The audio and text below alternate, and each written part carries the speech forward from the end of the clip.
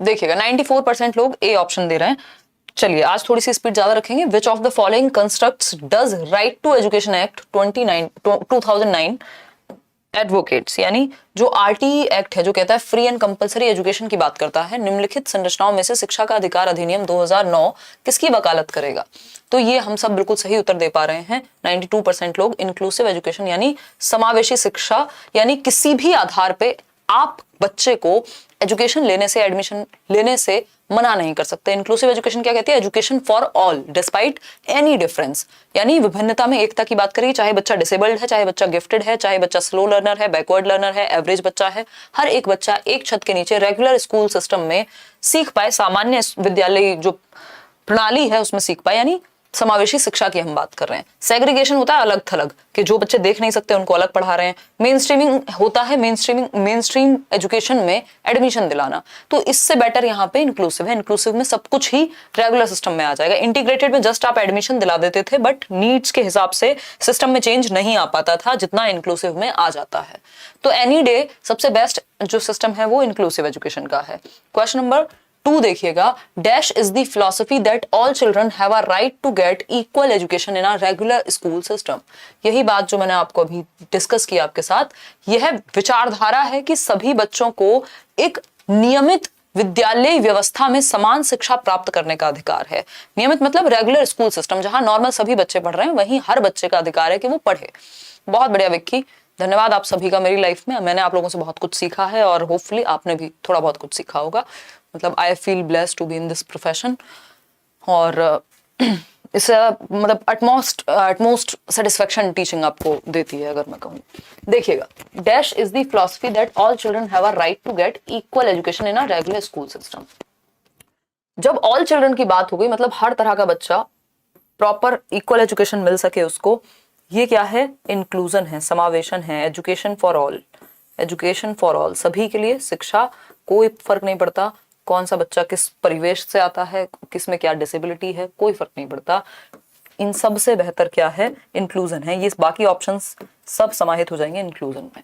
Question number 3 देखिएगा एक बार, a teacher should, a teacher should, एक टीचर को क्या चाहिए कि promote students belonging to certain cultures, किसी एक स्पेसिफिक, किसी एक विशिष्ट समुदाय के बच्चों को ही टीचर बढ़ावा दे। तो इसको पार्शियलिटी बोलते हैं, कि आपने अपनी फेवरेट जाति, धर्म, समुदाय के बच्चों को कहा कि तुम तो बहुत अच्छे हो, तुमको हम बढ़ावा देंगे और बाकी बच्चों को नहीं देंगे। तो ये बात गलत है। Ignore cultural differences and diversity among students, बच्चों में जो विभिन्नताएं होती हैं उनको इग्नोर करना भी सही नहीं है। भाई बच्चा जो भी अपने घर से लेकर के आएगा, चाहे वो उसका कल्चर हो, चाहे वो उसका बैकग्राउंड हो, कुछ भी हो, आप उसका यूज करके उसको कॉन्टेक्स्ट में एग्जाम्पल देते हैं, उसको जोड़ते हैं, उसकी लाइफ से चीजें जोड़ते हैं। तो ऐसा भी नहीं है कि हम यही कहेंगे कि इग्नोर कर देंगे कल्चरल डिफरेंस। भाई व्यक्तिगत विभिन्नताएं हैं, वहां पे सामाजिक या सांस्कृतिक विभिन्नताएं हैं, इस बात को समझना होगा। इग्नोर करेंगे तो क्या होगा? आप सेंसिटिव नहीं रह पाएंगे। Communicate that she respects and values all cultures in the classroom, यह संप्रेषित करे शिक्षक कि वह कक्षा कक्ष में सभी संस्कृतियों का सम्मान करती हैं एवं महत्व देती हैं, कि उनके लिए सभी कल्चर क्या हैं? महत्वपूर्ण हैं, बराबर हैं या इंपॉर्टेंट हैं। जिस भी कल्चर से, जिस भी संस्कृति से आप आ रहे हैं वो इंपॉर्टेंट है। आप देखते हैं हमारे प्राइम मिनिस्टर, या कई बार ये तो खैर स्मार्ट ट्रिक्स भी होती हैं, कि मान लीजिए कोई अगर वेस्ट बंगाल जाएंगे, तो वेस्ट बंगाल अगर बंगाली नहीं भी बोलनी आती है तो वो क्या करेंगे? 2-4 शब्द जरूर बोलेंगे। उससे क्या होगा? वहां के लोग कनेक्ट हो गए। तो इससे इन्होंने क्या कम्युनिकेट कर दिया कि भाई हम आपकी भाषा, आपके धर्म, आपके संप्रदाय की भी उतनी ही इज्जत करते हैं जितनी अपने, है ना। तो ये क्या है कि आपको एज अ टीचर ये कन्वे करना है। जब हम शुरुआत में बात करते हैं कि गुड इवनिंग एवरीवन और hello friends this is Himanshu, और उसके बाद जो वो सारी लाइन है, नमस्कार, राम राम, सत श्री अकाल, वॉट एवर इट इज, तो वो क्या है? वो सभी कल्चर को रिस्पेक्ट देने वाली बात है। ठीक है। मैक्सिमाइज कंपैरिजन अमॉन्ग स्टूडेंट्स, आपको बच्चों में कंपैरिजंस नहीं करने। तो C option is the right answer. Simple बात है। इन चीजों को ध्यान रखना है कॉन्सेप्ट के साथ। ये जो कहानियां मैं सुना रही हूँ ये सिर्फ कहानियां नहीं है, ये आपको किसी क्वेश्चन में कुछ फंस जाएगा और फिर अगर आपकी समझ अच्छी होगी तो आप जवाब निकाल लेंगे, अदरवाइज अगर रटा होगा तो फिर प्रॉब्लम है। चिल्ड्रन लर्न इफेक्टिवली व्हेन, बच्चे प्रभावी रूप से तब सीखते हैं जब, कब सीखेंगे बेहतर तरीके से? फटाफट से बताइए, कब सीखेंगे? लाइक शेयर करके तो बता दीजिए बाकी लोगों को भी। कई दिन से क्लास हुई नहीं थी, अब मंडे टू फ्राइडे आपका 9 बजे फिर से क्लास हमने कंटिन्यू कर दी है। ठीक है। हाँ, देखिए टीचर्स का अपने आप में बहुत बड़ा रोल है, आज टीचर्स डे भी है। आपका बिहेवियर, आपकी हरकतें क्लासरूम में, आपका बच्चों को ट्रीट करना, उनको बढ़ावा देना उस बच्चे की लाइफ बना और बिगाड़ भी सकता है। ठीक, तो चिल्ड्रन लर्न इफेक्टिवली व्हेन, यानी बच्चे प्रभावी रूप से कब सीखते हैं, बेहतर कब सीखेंगे। तो आप लोग कह रहे हैं सी ऑप्शन, 95% लोग, मुझे लग रहा है अच्छी तैयारी चल रही है आप लोगों की। तो सी ऑप्शन पे तो आएंगे, उससे पहले बाकी के तीनों ऑप्शन चेक कर लेंगे। They memorise facts given in the text book, यानी किताब में लिखे हुए जो तथ्य हैं उनको जब बच्चा रट ले तो वो अच्छी शिक्षा मानी जाएगी, बिल्कुल भी नहीं, है ना। रटंत विद्या चलंत नहीं, तो रोड मेमोराइजेशन को तो हम हटाते हैं, मीनिंगफुल लर्निंग, अर्थपूर्ण अधिगम की बात करते हैं। They copy answers written by teacher on the blackboard, ऐसा भी नहीं है कि जब वो सिर्फ बोर्ड पे जो लिखा हुआ है उसको बैठ के कॉपी कर रहे हैं, ये भी रोट लर्निंग है, रटना है एक तरह से, बच्चे का दिमाग इन्वॉल्व नहीं हुआ, वो पैसिव है एक तरह से देखा जाए। They actively participate in different activities and task, ये बात बिल्कुल सही है। बेहतर लर्निंग अधिगम, प्रभावी अधिगम तब होगा जब बच्चे विभिन्न गतिविधियों में सक्रिय रूप से भागीदारी उनकी होगी। मैंने आपको एक सिंपल ट्रिक बताई है कि आपको ये देखना है बच्चा सबसे ज्यादा एक्टिव कहां पर है। हमारा ध्यान बच्चे को एक्टिव रख के सिखाने पे है, यानी वो एक्टिवली इन्वॉल्व हो, अपने मन से एक्टिविटीज करे। जितना ज्यादा बच्चा एक्टिव होगा जिस ऑप्शन में, चांसेस हैं कि वो ऑप्शन सही होगा। डी ऑप्शन है the teacher fully controls everything, हमें हिटलर नहीं चाहिए कि वो कंट्रोल कर ले सब कुछ, बच्चे को आजादी ही ना हो क्लास में कुछ करने की। तो सी ऑप्शन बेस्ट ऑप्शन है बाकी सभी के मुकाबले। आगे बढ़ेंगे क्वेश्चन नंबर 5 पर। Children should dash questions in the class, बच्चों को कक्षा में किस तरह के प्रश्न पूछने चाहिए। पहला ऑप्शन है children should be discouraged to ask questions in the class, यानी बच्चों को कक्षा में प्रश्न पूछने के लिए हतोत्साहित करने देना चाहिए। यानी कोई कहे कि मैम मैं पूछूं, अरे चुप बैठो, ये क्या है, हतोत्साहित करना है। अगर आप डिस्करेज करेंगे तो बच्चा सीखेगा कैसे। आपकी समझ तब बेहतर होती है जब आपने जीवन में खुद से और बाकी लोगों से क्वेश्चंस पूछे होते हैं, है ना। कई लोग मेरे साथ डिस्कशन में, आप संडे वार्ता को भी कहते हैं कि आपको कैसे हर चीज का आंसर पता है। मुझे आंसर नहीं पता है, मैंने क्वेश्चंस पूछे हैं और उन क्वेश्चंस के जो आंसर्स मुझ तक पहुंच पाए रीजनिंग कर करके, तर्क करके, वो मैंने आपके साथ शेयर किए हैं, है ना। रटे नहीं हुए कोई भी आंसर, कितने सारे क्वेश्चंस रैंडम होते हैं। तो अगर हम क्वेश्चंस पूछने से डिस्करेज करेंगे, जैसे बच्चा जब छोटा होता है वो 4 क्वेश्चन पूछता है, हम कहते हैं अरे चुप हो जाओ यार, क्वेश्चन मत पूछो, जबकि वो क्वेश्चन पूछना, उस पर डिस्कशन करना बहुत जरूरी है उसके समझ के विकास के लिए। ठीक है, अलाउ ही नहीं है बच्चों को क्वेश्चन पूछना, गलत बात है। स्टॉप्ड फ्रॉम आस्किंग, रोक दोगे, बिल्कुल गलत बात है। तो 91% बिल्कुल सही उत्तर दे रहे हैं। बी एनकरेज्ड टू आस्क, पूछने के लिए प्रेरित करना है आपको बच्चे को कि वो कक्षा में प्रश्न पूछ सके, जिससे उसके डाउट्स, उसके दिमाग में जो भी थॉट्स हैं वो क्लियर हो सके और आपको भी पता लगे वो सोचता कैसे है और एक अच्छी चर्चा हो सके। तो हम कहेंगे कि बच्चे को प्रोत्साहित करना है, हतोत्साहित नहीं करना, एनकरेज करना है, क्वेश्चन पूछने के लिए हमेशा बढ़ावा देना है। According to dash, it is important to understand the social processes and influence of the cultural context on children's thinking, यानी कि किसके अनुसार ये समझना जरूरी है कि सामाजिक जो प्रक्रियाएं हैं उनका प्रभाव और कल्चरल कॉन्टेक्स्ट यानी संस्कृति का प्रभाव हमारे बच्चे की थिंकिंग पे पड़ता है, उसके चिंतन पे पड़ता है।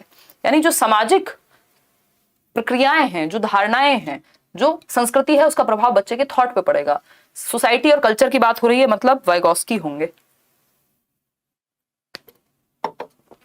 कौन होंगे? वाइगोस्की होंगे। C option, Lev Vygotsky. Society, culture, language, Vygotsky. प्याजे होते तो यहाँ एक्टिविटी की बात हुई होती। आगे बढ़ेंगे, बहुत कुछ हम करेंगे, मजे से करेंगे, बट कोई जल्दीबाजी में नहीं करेंगे। क्वेश्चन नंबर 7 देखिएगा एक बार। क्वेश्चन नंबर 7 है drawing implications from Piaget's theory. पियाजे की थियरी से जब हम एक निहितार्थ निकालते हैं तो ये समझ आता है कि आ टीचर ऑफ ग्रेड 6 to 8, यानी कक्षा 6 से 8 का जो टीचर है, मतलब क्या हुआ इस बात का कि भाई बच्चा जो है वो 12, 13 और 14 साल का होगा। कक्षा 6 में इसी उम्र का बच्चा होगा। अगर हम बात करें in his classroom what should he do, he और शी, मतलब पियाजे के संज्ञानात्मक विकास के सिद्धांत के अनुसार कक्षा 6 से 8 के शिक्षक को अपनी कक्षा में क्या एक्टिविटी करानी चाहिए। यानी बच्चा जो है उसमें कॉन्क्रीट लॉजिक तो आ ही चुका है, एब्स्ट्रैक्ट की तरफ बढ़ रहा है बच्चा, यानी तर्क, लेकिन उसमें सबसे ज्यादा महत्वपूर्ण चीज है। डिस्करेज नहीं कर सकते लॉजिकल आर्ग्यूमेंट्स को, क्योंकि तर्क बच्चे में आ चुका है और वो अमूर्त तर्क की तरफ बढ़ रहा है, तो हम तर्क को हटा नहीं सकते, हतोत्साहित नहीं करेंगे कि ऐसे क्वेश्चंस उससे मना नहीं करेंगे ऐसे क्वेश्चंस पूछने में या कराने में जिसमें रीजनिंग लगे, जिसमें थिंकिंग लगे। Present problems that require reasoning based solutions, ये आंसर आप बिल्कुल सही कर रहे हैं, यानी ऐसी समस्याएं बच्चे के सामने प्रेजेंट करेंगे, ऐसी समस्याएं प्रस्तुत करनी चाहिए जिसमें तर्क आधारित समाधान की आवश्यकता हो, यानी बच्चे का तर्क लगे, बच्चे की थिंकिंग लगे, बच्चे की रीजनिंग लगे, कि वो जस्ट मान ना ले किसी चीज को, वो अपना तर्क, अपनी थिंकिंग, अपनी पूरी समझ लगा दे प्रॉब्लम सॉल्विंग में। तो रीजनिंग बेस्ड सॉल्यूशंस के लिए हम बच्चे को प्रोत्साहित करेंगे। इसमें लॉजिकल रीजनिंग भी हो सकती है, कॉन्क्रीट लॉजिक भी हो सकता है, और एब्स्ट्रैक्ट भी, यानी मूर्त और अमूर्त तर्क दोनों का प्रयोग करेगा बच्चा, क्योंकि अब अमूर्त आ रहा है, 11 साल से ऊपर की उम्र हो गई है, और मूर्त आ चुका होगा बहुत हद तक। तो सिर्फ कॉन्क्रीट मटेरियल नहीं यूज करेंगे, ओनली कॉन्क्रीट भी करेंगे। कॉन्क्रीट होता है जिनको टच और फील कर सकते हैं। ओनली कॉन्क्रीट तो 7 से 11 के आसपास, उससे भी पहले, इवन 7 से 11 में भी आप रीजनिंग को ज्यादा प्रभावित कर सकते हैं। सिर्फ सिलेबस का ध्यान रखेंगे नहीं, ठीक, सिर्फ सिलेबस के रट्टे नहीं लगवाने हैं। बी ऑप्शन हो गया। क्वेश्चन नंबर 8 देखिएगा, हार्वर्ड गार्डनर पे क्वेश्चन है आपका, थोड़ा सा लेंथी क्वेश्चन ऑफ कोर्स है। देखिएगा, as per Harvard Gardner's theory of multiple intelligence, what would be the characteristics of a person with logico mathematical intelligence, यानी कि हार्वर्ड गार्डनर के बहुबुद्धि सिद्धांत के अनुसार तार्किक गणितीय बुद्धि वाले एक व्यक्ति की विशेषताएं हो सकती हैं। तार्किक गणितीय मतलब लॉजिको मैथमेटिकल, यानी जिसमें लॉजिक ज्यादा हो, मैथमेटिक्स की क्षमता ज्यादा हो, मतलब नंबर्स के साथ अच्छा होगा जो व्यक्ति, और जिसमें तर्क करने की क्षमता अच्छी होगी, उसमें क्या चीजें पाई जाएंगी। भाई ऐसे लोग साइंटिस्ट बन सकते हैं, मैथमेटिशियन बन सकते हैं, इकोनॉमिस्ट बन सकते हैं, है ना। तो हम वही देखेंगे, नंबर्स के साथ खेलने की क्षमता है। आप लोग कह रहे हैं डी 72% लोग, चलिए देखेंगे। Sounds to the sensitivity to the sounds, rhythms and meanings of words, तो ये तो लिंग्विस्टिक इंटेलिजेंस होगी ना, ऐसे व्यक्ति में जो साउंड को लेके, रिदम को लेकर के, मीनिंग को लेके, लैंग्वेज पे अच्छा है, यानी भाषिक बुद्धि है। Ability to perceive visual world accurately, यानी दृश्य स्थानिक, भाई एक रूम देखता है तो दिमाग में उसके आ जाता है कि भाई यहाँ पे ये चेयर होनी चाहिए, इस कलर का पर्दा होना चाहिए, तो उसमें क्या है, उसमें एक तरह से इसको बोलते हैं हम स्थानिक बुद्धि, स्पेशल इंटेलिजेंस है, ठीक है, स्थानिक बुद्धि है, स्पेशल इंटेलिजेंस है, जो आपके इंटीरियर डेकोरेटर्स हैं, आर्किटेक्ट्स हैं, इन सब लोगों में ही पाई जाएगी। फिर आता है आपका ability to produce and appreciate pitch, rhythm and aesthetic quality of music, तो म्यूजिकल इंटेलिजेंस हो गई भाई।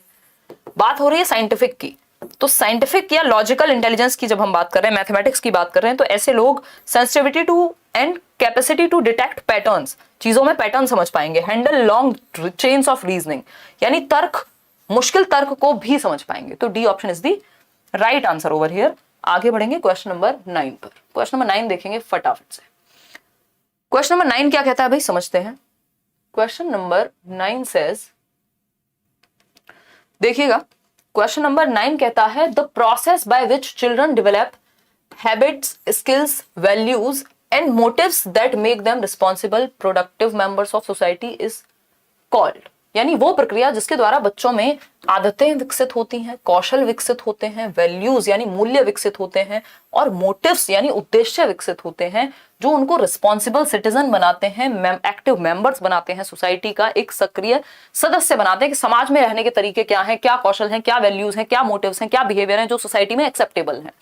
तो इसको तो सिंपल भाषा में सोशलाइजेशन, सामाजिकरण कहेंगे। अभिषेक राज कह रहे हैं मैम आपको याद होगा मैं लास्ट जनवरी से ही आपके सारे वीडियोस से नोट्स बनाकर कंप्लीट कर चुका हूं, 130 प्लस स्कोर भी आ रहा है पेपर 1 में, साइंस मैराथन आप करा दो। अभिषेक, साइंस तो हम लोग नहीं डिस्कस करते हैं लेट्स लर्न पे, बट अगर ऐसा हुआ कि आपका जब एग्जाम आने वाला होगा और करियर विल के जो टीचर्स हैं, अगर एक आध मैराथन आपकी लगानी पड़ी तो वो करा देंगे। अभी के लिए आप साइंस के लिए सिर्फ एनसीईआरटीज पढ़ लीजिए 6th to 8th की, और साथ में प्रीवियस ईयर पेपर लगा लीजिए, और कुछ आपको जरूरत भी नहीं पड़ेगी, पेडागोजी वहीं से अपने आप तैयार हो जाएगी, ठीक है। एनसीईआरटी 6 to 8 और पीवाईक्यू, ठीक है अभिषेक, और बिल्कुल याद है मुझे, और आपके 130 प्लस आ रहे हैं, बहुत अच्छी बात है, और अच्छे नंबर लाइए। ऑफलाइन क्लास भी देंगे हम फ्री कुछ आपको सीटेट की। सोशलाइजेशन यानी सामाजिकरण है ये, A option is the right answer. Inclusion, main stream कुछ नहीं है, क्योंकि समाज में कैसे रहते हैं इसकी बात हो रही है क्वेश्चन में, ना कि बाकी चीजों की। क्वेश्चन नंबर 10 देखिएगा एक बार। क्वेश्चन नंबर 10 कहता है which of the following statements about the role of heredity, यानी आनुवंशिकता और पर्यावरण के रोल के बारे में, भूमिका के बारे में, in human development is correct, यानी मानवीय विकास में या हमारे विकास में, मानव विकास में आनुवंशिकता और वातावरण का क्या रोल है, क्या भूमिका है। तो हमें पता है वुडवर्थ ने कहा है कि जो विकास है आपका, मानव विकास, उसमें आनुवांशिकता और वातावरण दोनों की महत्वपूर्ण भूमिका है, दोनों बराबर के महत्व रखते हैं, दोनों बराबर का यानी इक्वली इंपॉर्टेंट है। या मैं कहूं development is a product of heredity and environment, यानी विकास जो है वो गुणनफल है किसका, आनुवांशिकता और वातावरण का। ठीक, the only reason for individual differences is heredity. हम ये नहीं कह सकते कि सिर्फ हेरिडिटी की वजह से ह्यूमन डेवलपमेंट होता है, हम विकसित होते हैं क्योंकि हमारे जीन्स काम करते हैं। फिर एनवायरमेंट नहीं होगा तो कैसे विकसित होंगे, जीन्स रखे रह जाएंगे, खाना नहीं मिलेगा तो, या ट्रेनिंग नहीं मिलेगी तो। Environmental influence totally shape the development of human being. ये भी नहीं कह सकते कि सिर्फ एनवायरमेंट, भाई अगर हेरिडिटरी हमारी बुद्धि ही विकसित नहीं हुई है कुछ हद तक, तो हम कैसे साइंटिस्ट बना देंगे एनवायरमेंट दे के बच्चे को, समझ पा रहे हैं ना। Neither heredity nor environment influences, यानी ना तो हेरिडिटी ना एनवायरमेंट, फिर कौन सा चमत्कार है जी, है।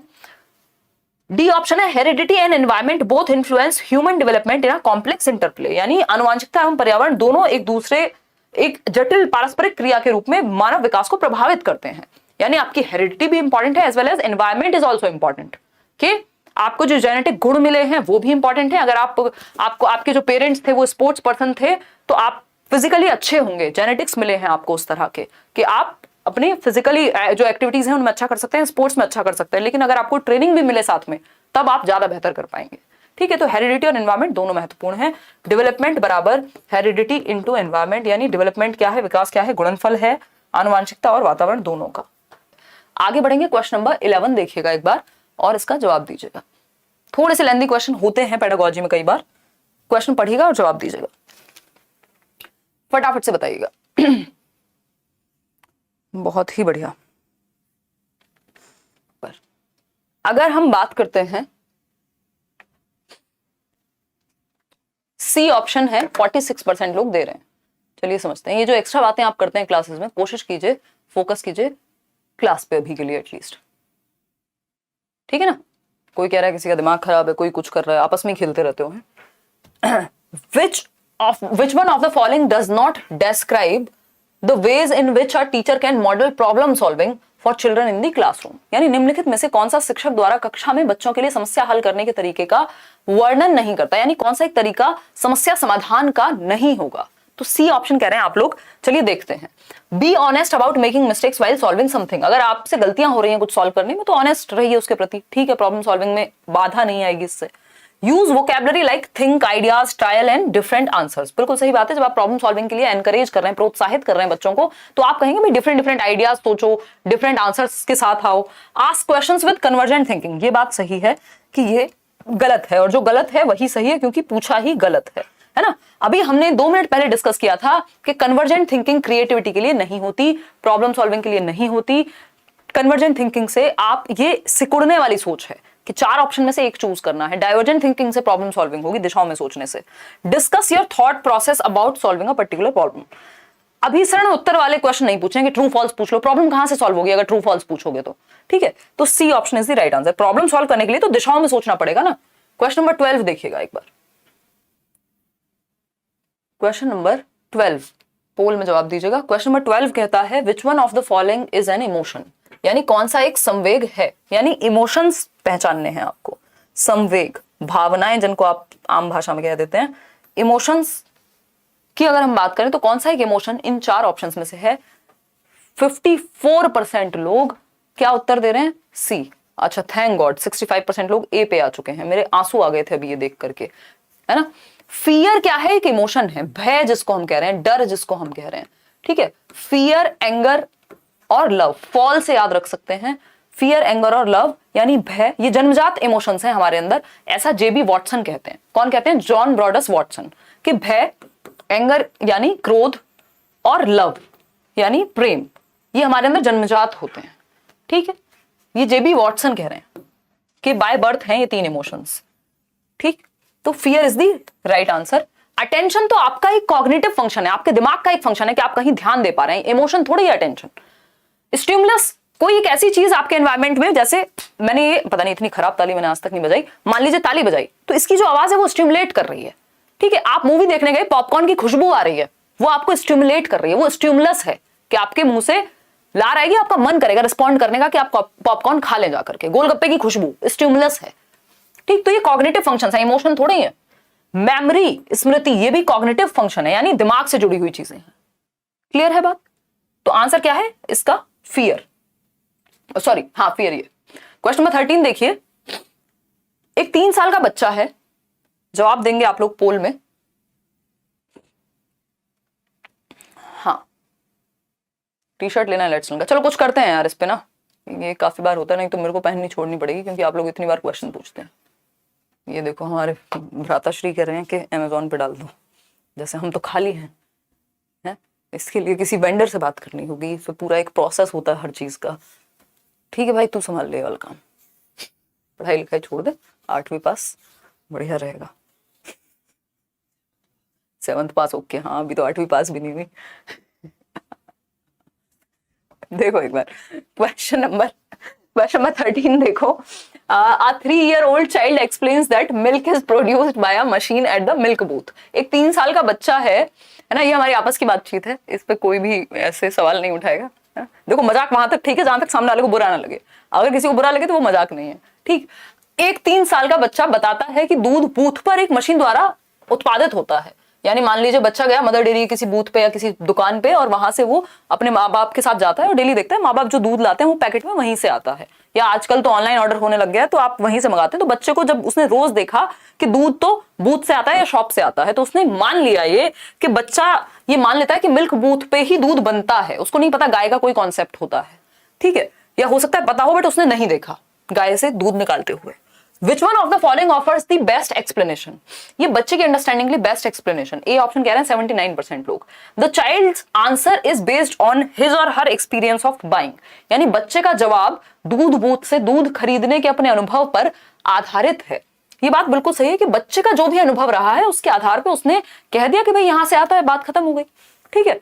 अगर हम बात करें the child has never seen cows, अब ये पता नहीं है हमें, हो सकता है देखा हो उसे ये ना पता हो क्या सीन है, दूध हम तक कैसे पहुंचता है। The child's family does not offer a stimulating environment, ये भी नहीं कह सकते कि एनवायरनमेंट अच्छा नहीं दिया, अब सब कुछ थोड़ा ना सिखा सकते हो आप, जो भी आसपास चीजें वही देखेगा है ना, सब कुछ तो किसी ने भी नहीं देखा, तो फिर हम कहते हैं कि एनवायरनमेंट अच्छा नहीं मिला। फिर हम आते हैं the child has very limited exposure, ये भी नहीं कह सकते हम, बच्चे में कमियां नहीं निकालते, बच्चे का जो भी अनुभव था उसी के आधार पर उसने जवाब दिया, उसका अनुभव मिल्क बूथ से ही लाने का था दूध। आगे बढ़ते हैं क्वेश्चन नंबर 14 पे। Question number 14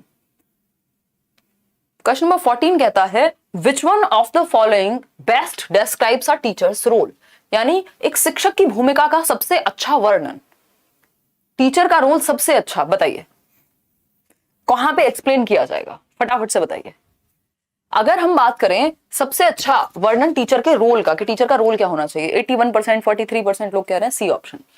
a teacher should adhere to the prescribed text book, यानी जो सिर्फ पाठ्य पुस्तक से ही पढ़ाए, ये तो बिल्कुल बकवास बात हो गई। इवन एनसीएफ कह रहा है कि आप बियॉन्ड टेक्स्ट बुक जाइए, किताब के बाहर जाइए, रियल लाइफ से एग्जांपल्स लाइए, दुनिया दिखाइए बच्चे को। Completing the syllabus on time, leaving enough time for revision is important, ये भी एकदम बेकार बात है कि आपने सिलेबस मान लो टाइम पे खत्म कर दिया, बच्चे के दिमाग में कुछ गया नहीं और रट्टे लगा के रिवीजन कर ले बस वो, तो ये अच्छा टीचर माना जाएगा। Creating a relaxed space where children learn through dialogue and inquiry, देखो ये बहुत जरूरी है, वैसे भी भारतीय संस्कृति डायलॉग को प्रमोट करती है कि भाई वाद विवाद संवाद होना चाहिए, डायलॉग का मौका मिले, बच्चा अपनी बात को कह पाए क्लासरूम में, इंक्वायरी कर पाए, क्वेश्चंस पूछ पाए, एक्टिव हो पाए, उसकी थिंकिंग स्टिमुलेट हो। तो आराम के लिए जगह नहीं होगा, एग्जैक्टली इसका मतलब होगा रिलैक्स्ड स्पेस, जहां पे वो कंफर्टेबल महसूस करे, जितना वो घर पे कंफर्टेबल महसूस करता है उतना वो स्कूल में भी करे, ये एनसीएफ कहता है। डी है teacher's most important role in the classroom is to maintain discipline, देखो discipline should come from within, ऐसे प्यार की तरह है ना, करना नहीं पड़ता हो जाता है, तो वो वाला सीन है डिसिप्लिन का, कि अगर आप बहुत अच्छे शिक्षक हैं तो डिसिप्लिन आ जाएगा अपने आप, सब शांति से बैठ के समझेंगे चीजें, मतलब सेल्फ डिसिप्लिन को हमें प्रमोट करना है, एकदम से भी नहीं होगी ये चीज, ठीक। तो सेल्फ डिसिप्लिन, सिर्फ डिसिप्लिन मतलब आपने डंडे के दम पे सबको चुप करा दिया लेकिन सीख कोई नहीं रहा, तो ऐसे डिसिप्लिन का क्या फायदा हुआ। तो सी ऑप्शन है बेस्ट, कि आपने ऐसा एनवायरमेंट क्रिएट किया जहां बच्चे रिलैक्स हैं और सीख रहे हैं, डायलॉग कर रहे हैं, अपने मन से सीखना चाह रहे हैं। क्वेश्चन नंबर 15 देखिएगा एक बार और जवाब दीजिएगा पोल में।